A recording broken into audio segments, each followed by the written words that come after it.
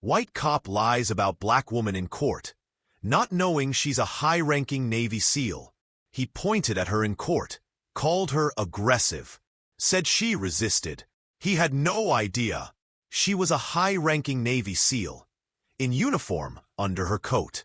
The first time Nyla stood in courtroom 4C in Charleston, South Carolina, she wore black slacks and a quiet stare. No one asked her name.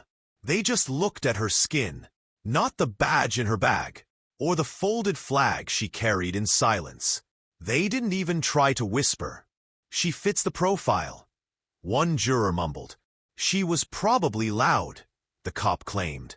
Nyla didn't blink, didn't speak. She had buried teammates with more honor than this room had air. The prosecutor smirked. The crowd nodded. Only her lawyer, Braden, kept glancing at her hands, calm, still trained.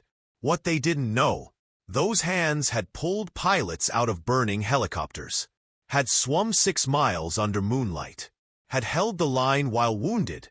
The courtroom smelled like coffee, but her jacket still smelled like sea salt and gunpowder. The officer said, "She pushed me."